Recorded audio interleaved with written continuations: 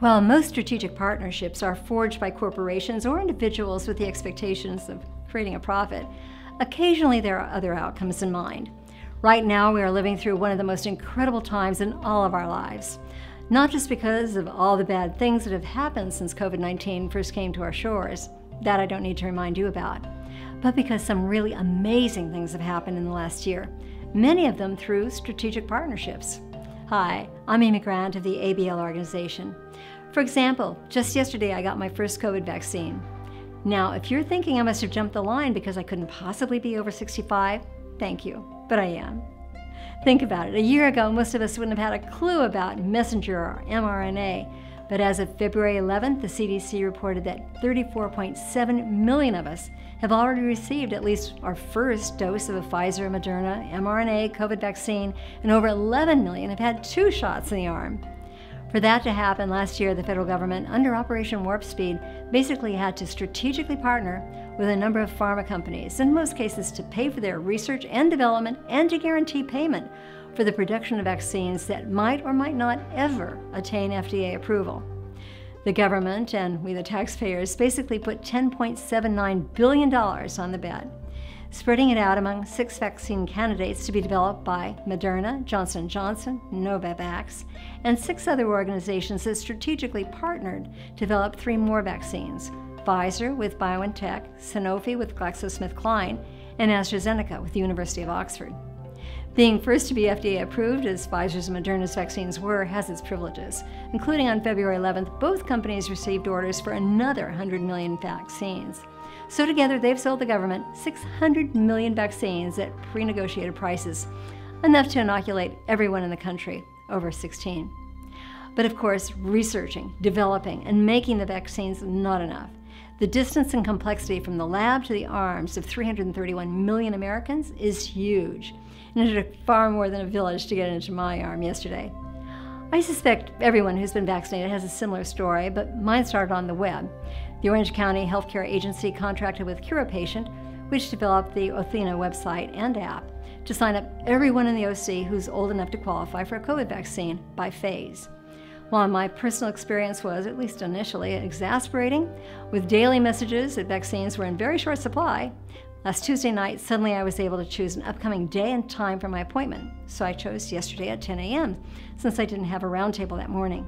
I'm pretty sure that everyone watching this vlog knows that Disneyland is in Orange County. In fact, until last March, when it was forced to close, Disney was the county's largest employer. So an overflow Disneyland parking lot has been empty for nearly a year, but is now serving as one of the county's 2 super pods. Point of dispensing. Shortly after driving into the flat lot at 9:45, it was refreshing to see it packed with cars and people directing traffic, police officers, some civilians in yellow vests and others just in hoodies. After parking, I just followed the others to the first check-in point where signs divided us into lanes for 10, 10:15, and 10:30. And after walking about 200 feet, pretty briskly, my 10 o'clock lane divided into the first or second vaccine. Then another 100 feet or so, our lane was divided into thirds to go into the first tent.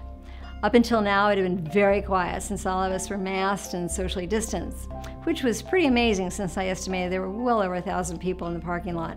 Most of us there to be vaccinated, but considering all the tents and people directing traffic, there must have been at least 300 working the site.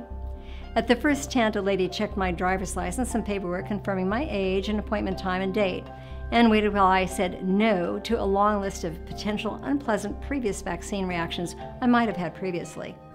In the next tent at Station 10, my ID and paperwork was checked again. Then I was given the Moderna vaccine, which I didn't even feel, and a CDC COVID-19 vaccination record card with Disney 10:15 a.m. written on it.